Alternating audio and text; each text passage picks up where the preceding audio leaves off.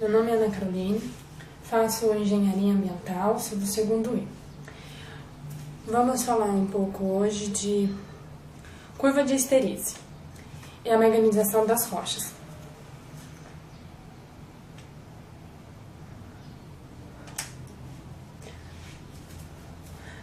Meu nome é Ana Caroline, eu faço engenharia ambiental, sou do segundo I. Eu vou falar de curva de histeríase e magnetização das rochas. As primeiras investigações sobre o fenômeno do magnetismo só tiveram início em 1269, com as experiências de Petrúquio e de Marie Curie.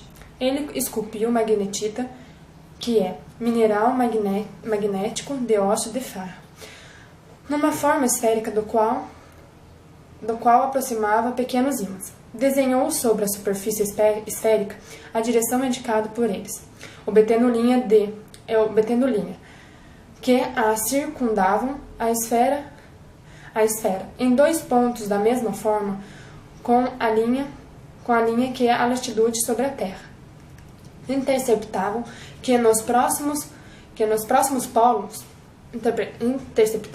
os polos do ímã. Na Inglaterra, Ilho Gilbert repetiu e ampliou tais experiências, reunindo todos os conhecimentos até então sobre o magnetismo no Tratado de Magnete.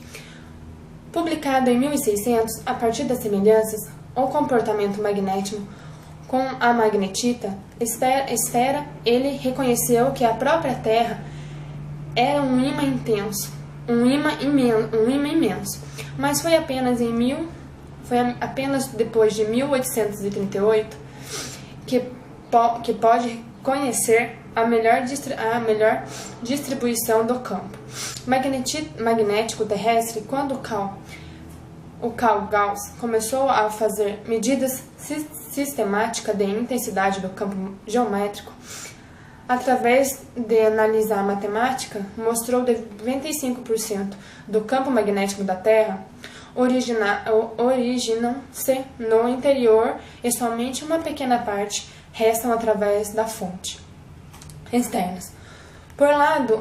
Por outro lado, a conclusão de Gilbert, que o campo magnético da Terra é semelhante à da esfera magnetita, equivalente dizendo à Terra que uma esfera uniforme magnetizada é um campo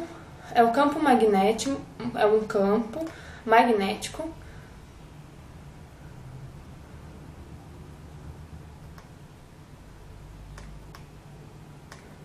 dessa esfera, é semelhante a um ímã de barra que chamamos de dipolo. Podemos então imaginar a Terra como uma esfera, no centro da qual existe um dipolo e um ímã de barra.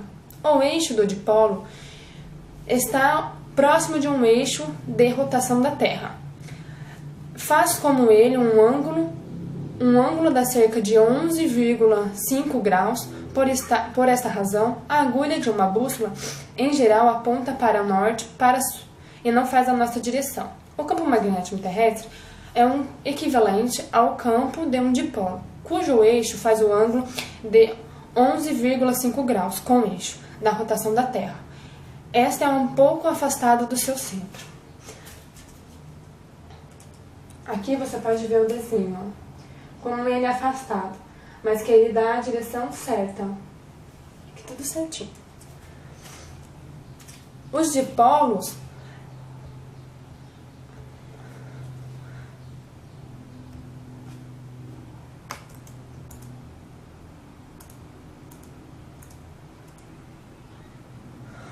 magnéticos são dois pontos da superfície da Terra, onde se encontra sua linha de força magnética. Existe o sul e o norte, polo sul e polo norte. A Terra que age como um enorme ímã devido à existência de uma massa de ferro no seu núcleo. A corrente elétrica no núcleo gera uma maior parte do campo magnético, embora 10% seja conduzida por corrente da ionosfera. Os polos mudam de posição lentamente, mas permanecem a cerca de 1.600 km dos polos geográficos, que determinam o eixo da rotação da Terra. Ao contrário que ocorre, que os polos geográficos Os dois polos magnéticos não são exatamente opostos. Linha imaginária que os une não passa pelo centro exato da Terra, mas aos cerca de 530 km do mesmo. Aqui é como se fosse uma linha imaginária, e aqui seria o centro da Terra.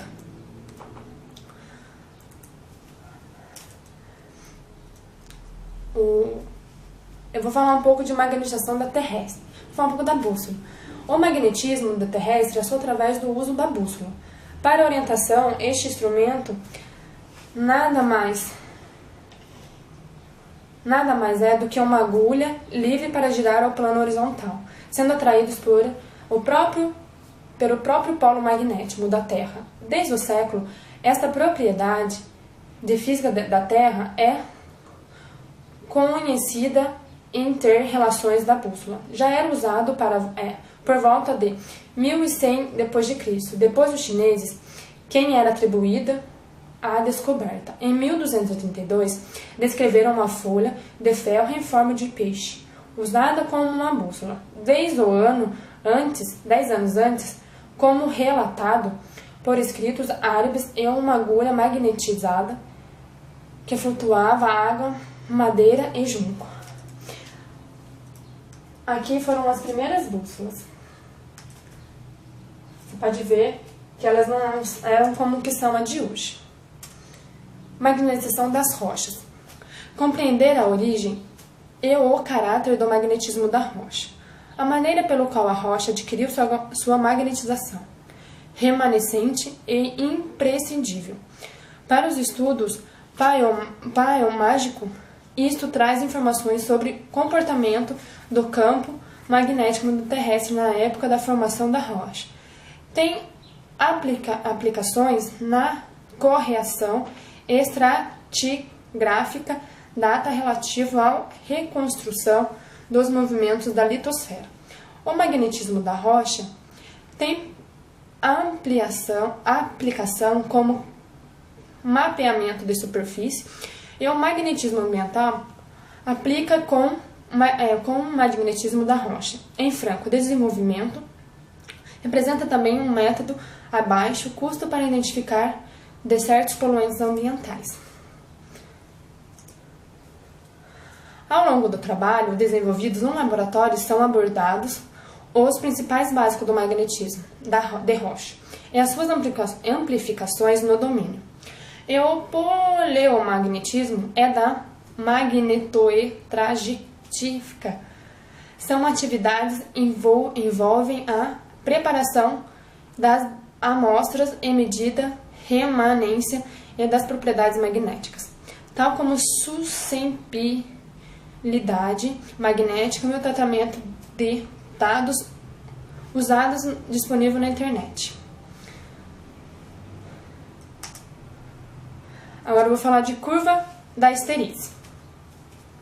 A curva da histeríase é uma tendência de um material ou sistema de conservar suas propriedades na ausência de um estímulo que gerou. Pode-se encontrar diferentes manifestações desse fenômeno. A palavra histeríase deriva do grego antigo, que significa retardo, que foi cunhado pelo James Freud em 1890.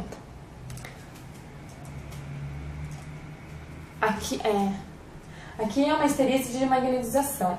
Uma família que curvava de histeríase, medida com uma densidade de fluxo modulada sinusoidalmente com frequência de 50. E o campo magnético varia de 0,3 ou 1,7.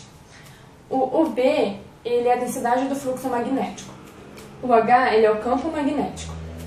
O BR é a remanescência.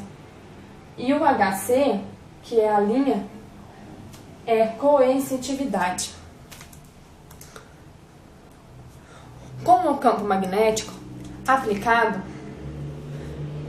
em uma matéria, ferromagnético, for aumentada até a saturação em seguinte for diminuída. A densidade com o fluxo B não diminui tão rápido e quanto o campo H. Dessa forma, quando o H chega a zero, ainda existe uma densidade de fluxo remanescente. O BR é para que o B chegue a zero. e que é necessário aplicar um campo negativo chamado força coercitiva. Se H continuar aumentando no sentido negativo, o material é magnetizado com polaridade oposta. Desse modo, a magnetização inicialmente será fácil, até quando se aproximam da saturação, quando ser difícil. A redução do campo, novamente, é a zero, deixa de uma densidade de fluxo, remanência, menos BR. E quando para reduzir o B zero, deve-se ampliar uma força coerência no sentido positivo, aumentando-se mais o campo de material, ficando novamente saturado. Com a polaridade inicial, este fenômeno que é causado atraso entre a densidade do fluxo com o campo magnético, que é chamado de histerise magnética, enquanto o ciclo traça uma curva magnetizada, é chamado de ciclo de histerise. Então, a curva de histerise ela é essencial na magnetização, por isso que a gente estamos falando dela.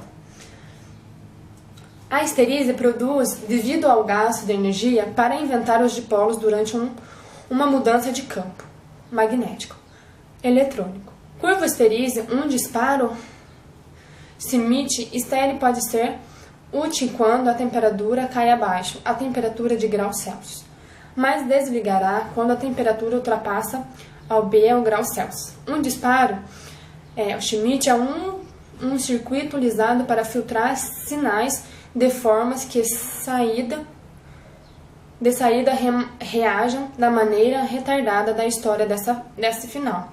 Por exemplo, termostato controlado, um aquecedor pode acionar um eletrônico simples que também exibe essa propriedade.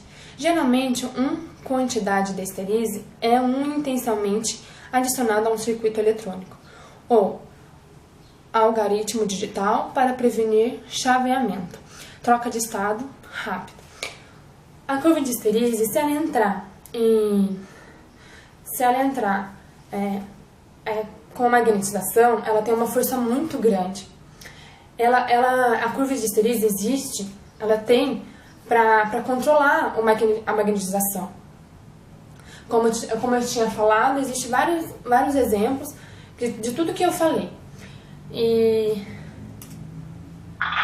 Obrigada.